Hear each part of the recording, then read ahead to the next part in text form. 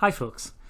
One of the things I've really enjoyed this year is the opportunity to try new things in my teaching and to experiment a little bit. And in this video I want to give you a little bit of a flavour of that by showing you a clip from one of the online lectures for my course on ancient Iran. I used Google Street View to take my students to Persepolis, the capital city of the Achaemenid Persian Empire. From the 6th to the 4th century BCE, the Achaemenid Empire was the most powerful empire in the world, so in many respects Persepolis was the most important place on earth. In this clip, I try to explore how the architecture of the site was designed to remind the visitor of the power of the king. And we start at the main entranceway to the site, the Gate of Xerxes. When you come up the gateway, right? When you come up the staircase to here, it is obvious which way you're supposed to go. The architecture makes it obvious and it kind of guides you, right? And I'm quite interested, we'll talk about this later in the course, but I'm quite interested in kind of spatial theory and how space influences behaviour.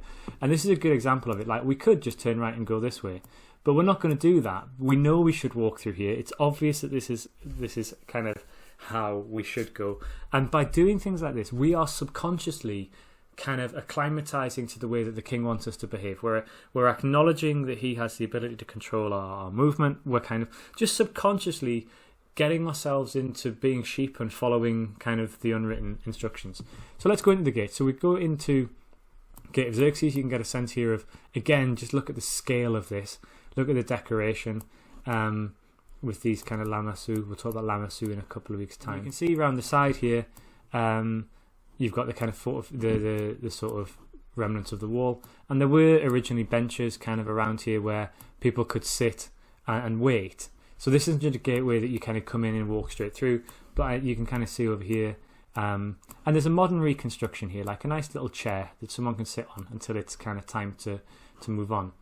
And what we've got two different ways out. So we've come in from here. One way is to go that way. I'll talk about that in a second, and then we can carry on going straight.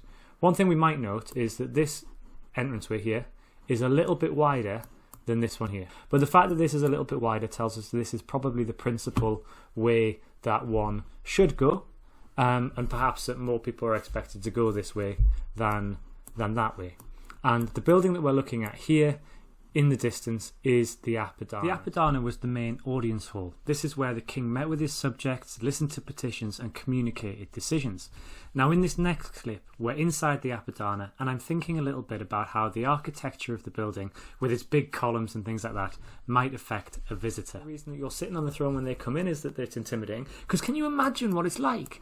Can you imagine suppose you've travelled 500 miles to talk to the most powerful person in the world. You've sat in that gateway that we looked at for God knows how long, because the king can keep you waiting as long as he likes. And then you've come into this building. It's the biggest building you've ever seen. It's the biggest building you've ever seen. It's the most luxurious thing you've ever seen. You walk in and you can see the king sitting, at the other end of the room, just waiting for you, looking at you, waiting for you, looking at you. And you've got to walk all the way down there. All the time you're going, what's my petition? What's my petition? Oh yeah, I want to ask him about this. Why am I asking him for this? What are my reasons? What are my reasons? What are my reasons? And as you're getting there, you're panicking, and you've got a long time to think about what you're going to say. A long time to be intimidated. And this is why you have these big buildings. This is why you've got this architecture.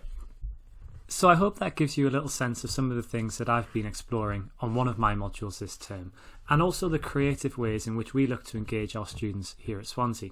If you're interested in finding out more about what we do, or about kind of ancient history and ancient Persia, please do subscribe to our YouTube channel, and you're also welcome to follow me on Instagram for, shall we say, a more light-hearted look at ancient history.